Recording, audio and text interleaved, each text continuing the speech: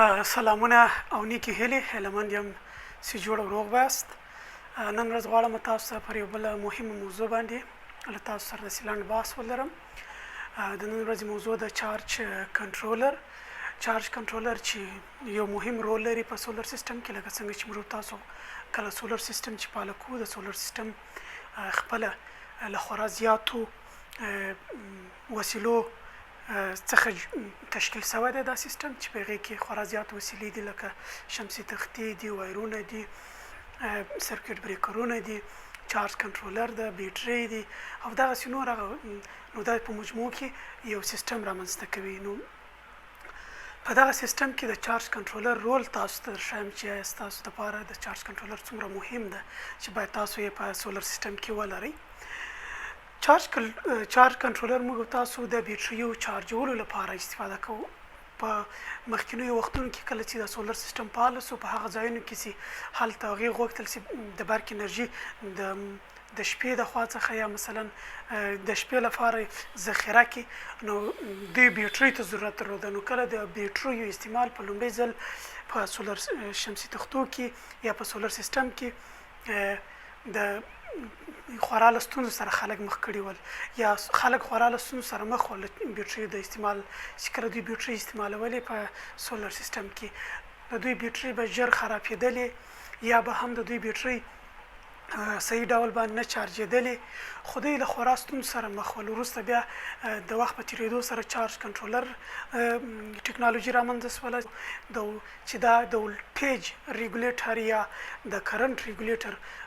په اساس باندې دا کار کوي، چې دا د بیټرۍ د چارجولو وظیفه اجرا کوي. چې دا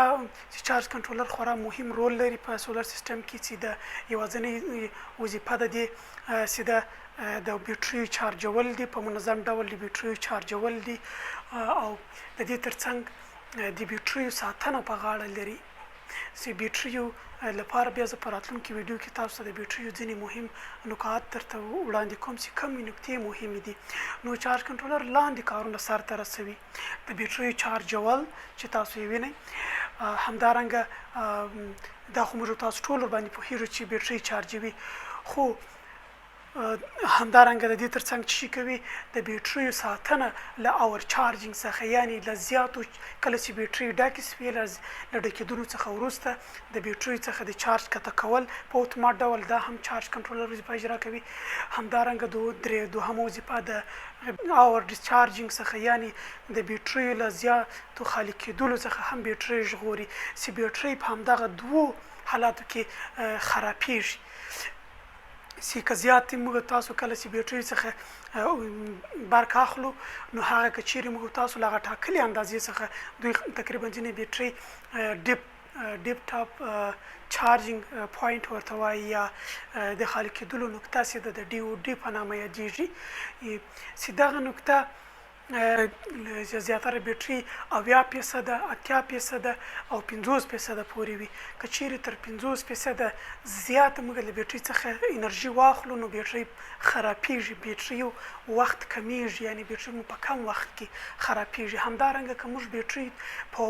مستقیم ډول له شمسي تختو سره وصل کړو، زموږ تاسو بیټرۍ را خرابوي شمسي تختې، نو له همدې وجې موږ چې کوو چارج کنټرولر استفاده کوو، تر څو هغه برق چې کله بیټرۍ چارج شوې، چې دوی خپله یو ټاکلې اندازه لري، چې زیاتره بیټرۍ له 14 څخه تر 14.5 ولټه پورې، چې کله موږ تاسو په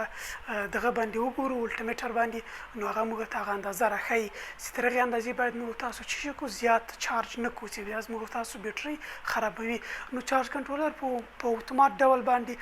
چارجینګ سیده یا د چارجر پروسس هم دروي، او همدارنګه کله چې کور ته برق ورکوي له بیټرۍ څخه، که چیرې د بیټرۍ له هغه ټاکلي حد څخه کښته شي، نو نه یې پرېږدي چې بیټرۍ خرابې شي او هغه ټاکلي حد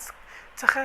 تیر سي یا کراس کړي، نو بیټرۍ چې کوي له بیټرۍ څخه برق کته کوي، یعنې بیټرۍ موږ تاسو ته منظمې ساتي. همدارنګه موږ تاسو بیټرۍ په منظم ډول تر څار لاندې ساتي، او موږ تاسو ته په یو ډیجیټل دغه کې شیشې په شکل باندې موږ تاسو ته وړاندې کوي معلومات چې مثلا دومره بیټري دومره برق لري دومره برق یې ځینې اخیستل سوی ده یا چارج ده یعنې د بیټري اړوند معلومات موږ تاسو ته راښیي نو د چارج کنټرولر خورا مهم رول لري د شمسي تختو په یا د سولر سیستم په استعمال کې که غواړئ چې یو ښه معیاري سیستم ولرئ او بیټري مو زیات دوام وکوي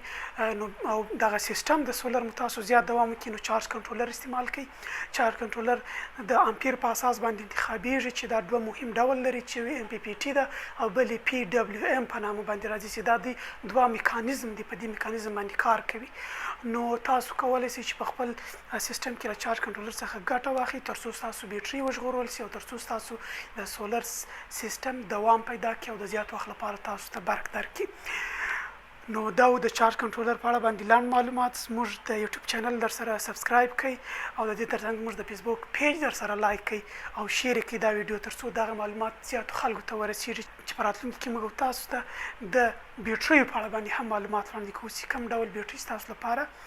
مهمې دي او څه ډول بیټري باید تاسو د سولر سیستم لپاره واخلئ ډېره مننه دوستانو ښه وخت ولرئ